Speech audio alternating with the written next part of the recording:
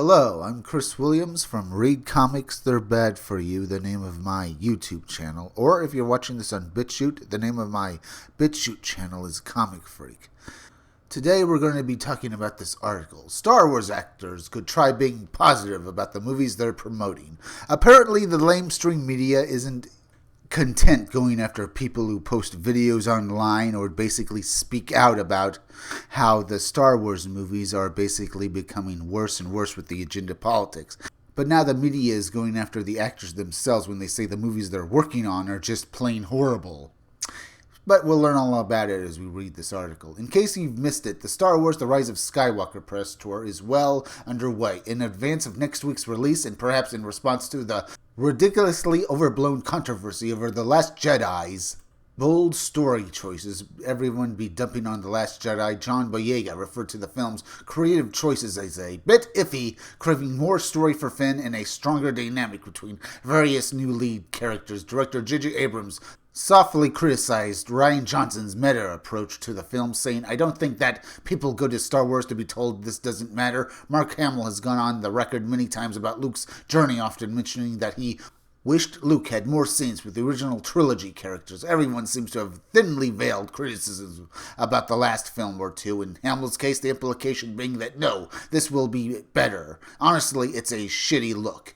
In a way, it is to be expected that some of the actors would be disappointed in The Last Jedi. One must look at it from their points of view. When working as an actor, you're constantly thinking of your character's arc. You're also, and few actors will admit this, constantly thinking of ways in which your actor's role could be bigger or have more input into the story. That's not a bad thing. Often great ideas come out of that process, but it's important to remember that the actor is one part of a large team. It's natural for John Boyega to wish he had a bigger role after having more screen time in The Force Awakens. It's understandable that Mark Hamill wanted to work directly with Harrison Ford and Carrie Fisher again. It makes sense that Boyega, Oscar Isaac, and Daisy Ridley wanted more scenes together as opposed to separated, a la The Empire Strikes Back. All of that would have made a production more enjoyable for them, brought their characters closer to their ideals, but actors don't get to make those calls. Point is, take all of this with a grain of salt. Ah, really? So you're saying that these guys' opinions don't matter and they should keep their mouths shut and be happy for what they get, and that we ourselves should be happy with what we're getting, even though the Star Wars movies are horrible, huh? Well, I don't think so, the writer of this article. I think your opinion is the shitty one. Saying you wish you got to do more in a movie is fair. Saying that as a judgment on the movie, however, is not. It's actually unprofessional. After all, the cast and crew of a movie are colleagues, and in dissing the prior film, they're dissing their co-workers in public. That wouldn't be tolerated in most workplaces, and it shouldn't be tolerated with any cast. Furthermore, when promoting your work, it really helps to at least appear to be proud of the work that directly leads into what you're promoting. Criticizing a film is different when you worked on the film to when you're an audience member or critic, or whether or not the actor cares about the work. They should at least pretend to when promoting it. It's literally part of the job. Can anyone really claim that, say, Bruce Willis's disinterested press interview made them more excited about whatever film he was promoting? In some cases, these criticisms even seem mean, not just to the people who made the choices in question, but sometimes to unintentional targets as well. Many people leapt upon John Boyega, a quote that seemed to imply Kelly Marie Tran was weak, specifically not mentally strong to be affected by the immense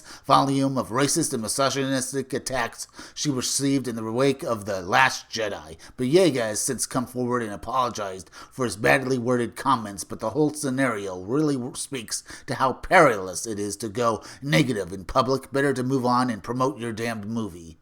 Here we have another writer falling back on the Kelly Marie Tran thing because they have nothing else to really say. Now, it's been known that Kelly Marie Tran wasn't bullied off social media because of racism and misogynistic tweets.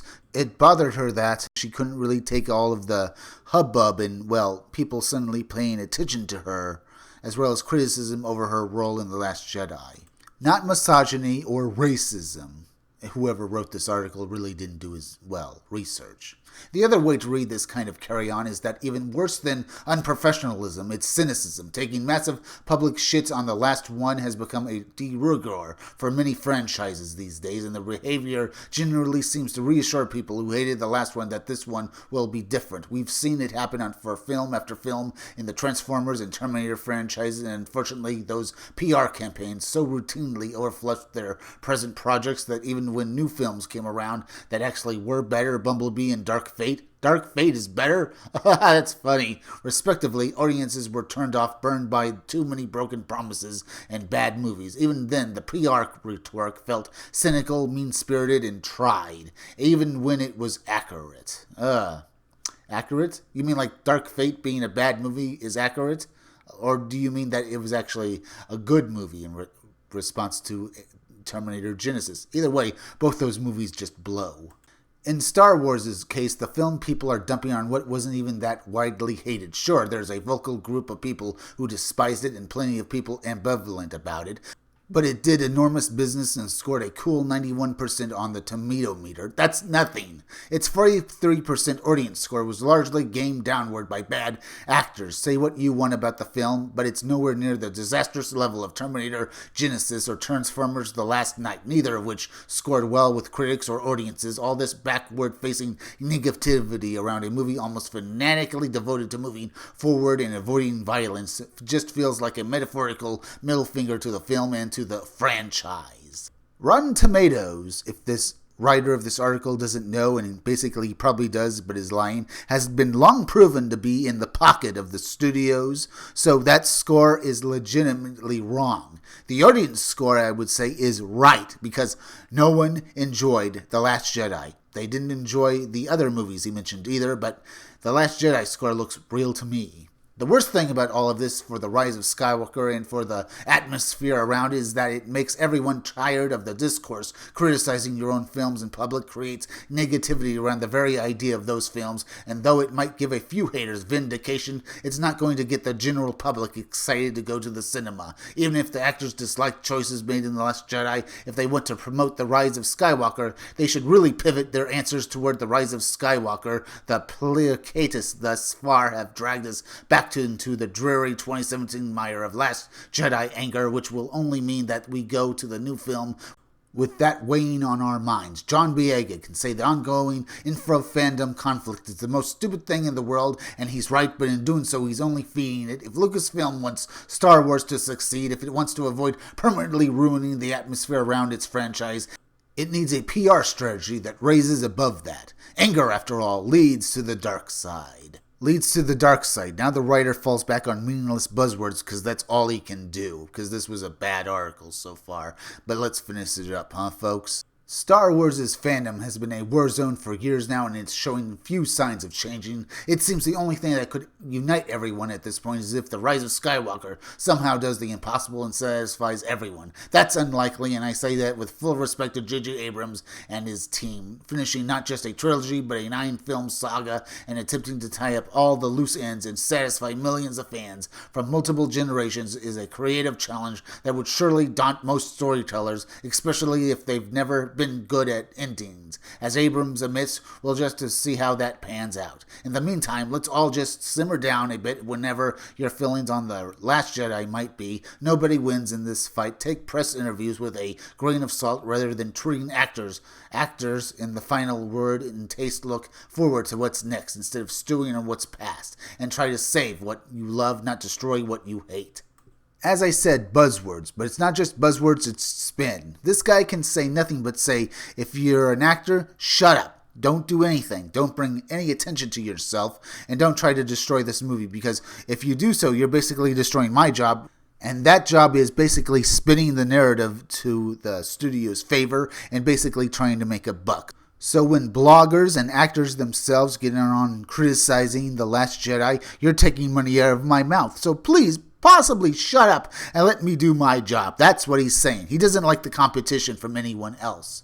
Take it with a grain of salt, like this guy kept repeating, that when the lamestream media says you should listen to them and not the actors or people who are basically criticizing the movie online, that you should listen to the lamestream media because they have the right opinions.